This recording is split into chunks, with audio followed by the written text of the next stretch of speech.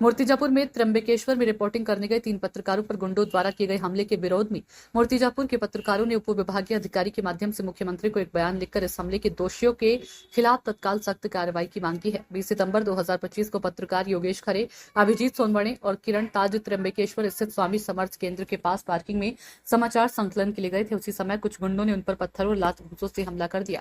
मूर्तिजापुर के सभी पत्रकारों दिए गए बयान में कहा गया कि सरकार तुरंत सख्त कदम उठाए ताकि भविष्य में पत्रकारों पर हमले ना हो।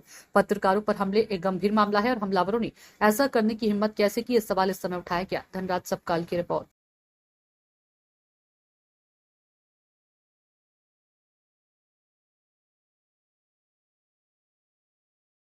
संरक्षणासाठी जो कायदा सरकारने केलेला आहे तो कायदा पुरेसा आहे, पण त्याची अंमलबजावणी ज्या पद्धतीने व्हायला पाहिजे त्या पद्धतीने ती होताना दिसत नाही। आणि म्हणून मग पत्रकारांवर होणारे जे हल्ले आहेत ते कायमस्वरूपी सुरू आहेत। त्याच्यामध्ये काही कुठल्या प्रकारचा खंड पडला नाही, कुठल्या प्रकारची कमतरता त्याच्यामध्ये आलेली नाही। याचा अर्थ असा आहे की त्या कायद्याचा वचकच अशा प्रकारचे गुन्हे करणाऱ्यांवर बसलेला नाही। तो वचक बसवण्यासाठी शासनाने आता प्रयत्न केला पाहिजे आणि पोलीस प्रशासनाला जरा मोकळं सोडलं पाहिजे, चांगले अधिकार दिले पाहिजे, सक्षम बनवलं पाहिजे की अशा प्रकारच्या पत्रकारांवर, पत्रकार जर काही करत असेल तर तो समाजाच्या भल्यासाठीच काम करत असतो। तो काही स्वतःसाठी काम करत नाही आणि स्वतःसाठी काम करणारा असेल तर त्याला त्याचा प्रसाद मिळतोच, तो आपोआपच त्याला मिळतो, त्याच्याबद्दल काही कोणाचं म्हणणं नसते। पण समाजाचे प्रश्न घेऊन जर पत्रकार झगडत असेल आणि त्या झगड्यात जर त्याला असे समाजकंटक आळ येऊन त्याच्यावर हल्ले करत असतील तर ते मात्र पत्रकार म्हणून आम्ही कोणीही खपवून घेणार नाही।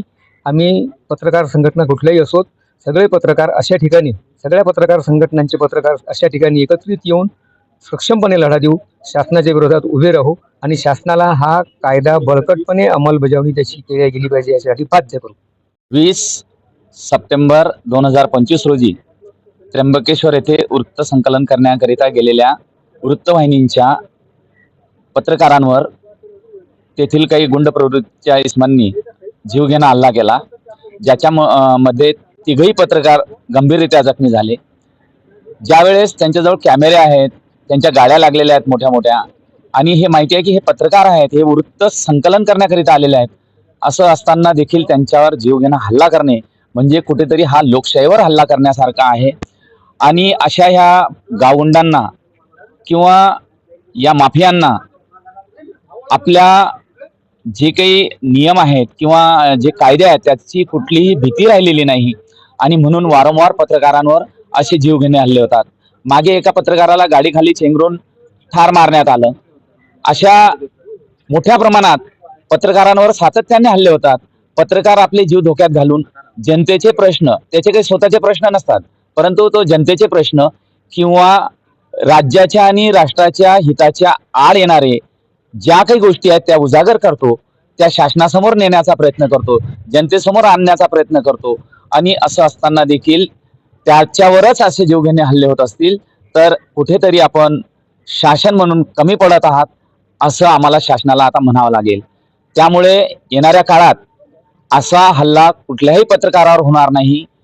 त्याकरिता जे काही आता कायदे आहेत त्याच्यापेक्षा जास्त कडक कायदे शासनाने करावेत आणि या हल्लेखोरांवर मकोका लावावा, अन्यथा आम्ही पुढच्या महिन्यात मुंबईला विधान भवनासमोर आंदोलन केल्याशिवाय राहणार नाही।